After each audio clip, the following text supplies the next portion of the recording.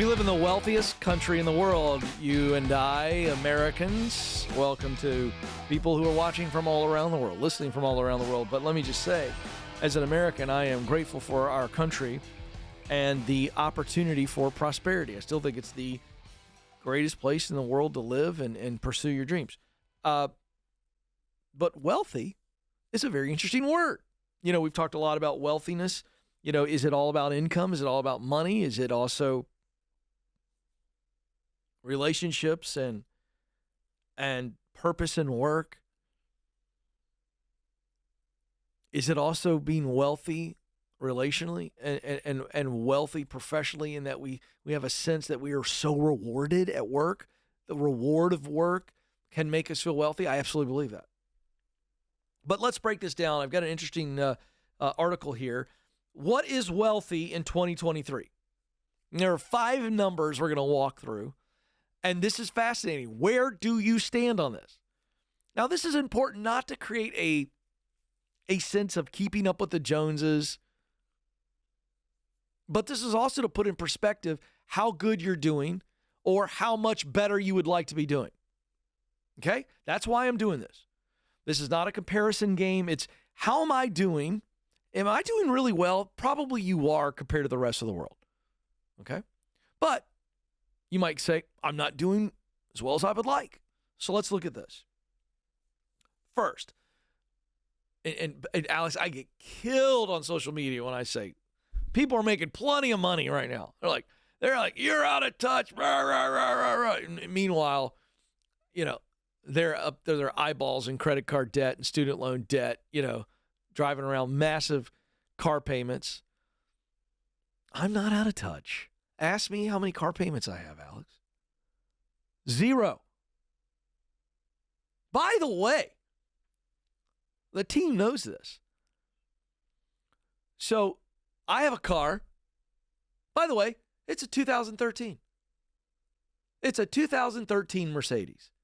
The smallest one, C250. I'm not driving a Bentley. It's 2013. I'm going to let it all hang out today. You know how much I paid for that car, guys? I paid $16,000 for it. That's not a lot. It's a great little car. 2013. Luxury cars like Mercedes and BMW, their value drops because their owners are always re-upping. So if you want to get a nice little luxury car, you can. Now, they are more expensive to take care of. My guy Joe Hankin knows that. You know, the Mercedes and Beamer are going to cost you a lot more. But they're great freaking cars. And if you're willing to drive an older version, by the way, my car is fabulous. Runs like a top, Alex. It's in great shape. I paid $16,000 for it. An old couple had it. So I just want to lay this out there. I'm not some super rich guy. I'm not. I'm wealthy. I think I'm wealthy. We're going to find out if I'm wealthy in just a moment. But I feel like I'm wealthy. But I also am driving a 2013 car that's paid for. My wife drives I'm trying to think of the year. I think she drives a 2015 Acura MDX. Okay? You ready for this? I had to buy my kid a car. I got 3 kids. I had to buy Ty a car. He's got a 2012 Ford Explorer. I got 2 more kids, Chase and Josie. Next year, 2024, Alex, both of them come online with driver's license. And I've got an old, beautiful, classic convertible Carmen Ghia that my dad gave me. He gave it to me. I spent about $5,000 fixing it up. I'm going to have 6 cars. 6. Good Lord, pray for me. The auto insurance alone, Bob. It's crazy. All right. So I'm just letting you know, like, those of you who are going to come at me right now like I'm out of touch, I'm not. I live on less than I make. I got a lot of expenses. Cry me a river. You make enough. You just got to change your lifestyle. By the way, you know why I can't drive a $50,000 car? Because I got to buy cars for freaking teenagers. That's why. All right. Median household wealth hit $192,000 last year. That's up 37% since 2019. So, folks, income is up. All the snowflakes killing me on social media when they put these clips out. It's up. It's not my opinion. It's up. But so is credit card debt. Yes, are things more expensive? Yes, but for crying out loud, that next door millionaire, everyday millionaires, they're living on less than they make. Now, inflation has hit a 40-year high, steepest mark in 22 years. I get it. That was in 2022.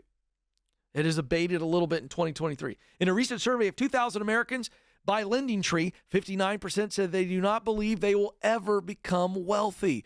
Wow. That's what I want to take on. 59% of Americans go, I'll never be wealthy. Now, we're going to break this down. What is wealth? Here we go.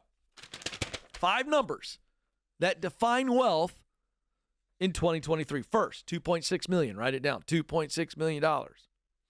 This sum represents the net worth of the median American family in the upper 10% of income. So if we were to say that the upper 10%, the top 10% of families in America, we'd say they're probably wealthy.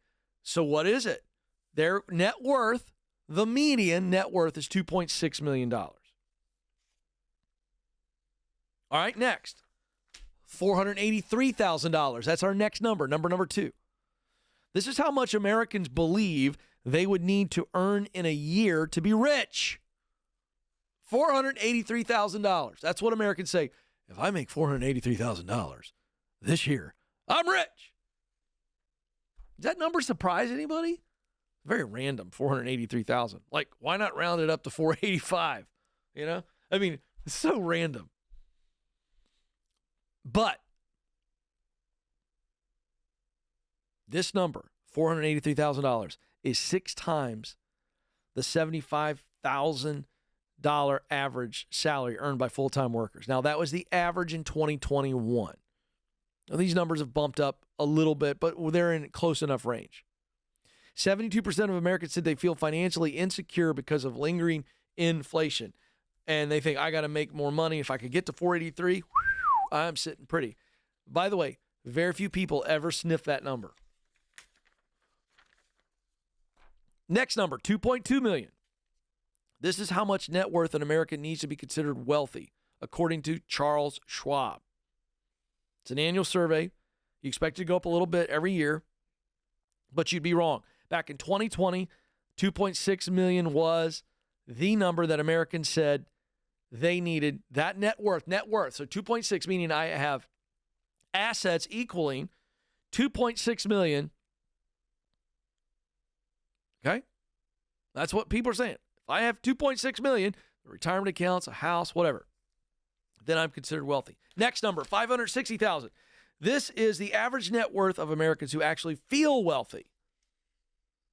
So nearly half of Americans feel wealthy. And I like this number because I go, good for you. You should feel wealthy if you're making good enough money to have a net worth. Now, that's not the $1 million net worth. And it fell short of the 2.2 million they aspire to, and the 2.6 they think says I'm actually there. And then lastly, $1 million. The term millionaire may have lost some of its luster, but it remains a benchmark. It's a magic number for a lot of people. I am a millionaire. You remember the show with Regis Philbin? Who wants to be a millionaire? But again, the definition of a net worth millionaire is, if I look at what I own versus what I owe, if my assets that I own equal to $1 million, I am a net worth millionaire. It does not mean you're making $1 million a year. And interestingly enough, Ramsey Solutions did the largest study ever on net worth millionaires. Third largest group of net worth millionaires were teachers.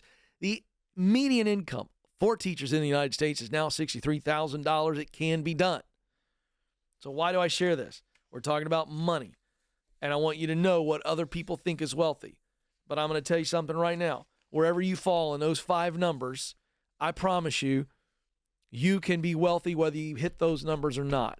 And a big part of it is having no debt and living below your means so that you aren't stressed out of your mind. That is the key. Understand that. So it's not what you make, it's what you keep.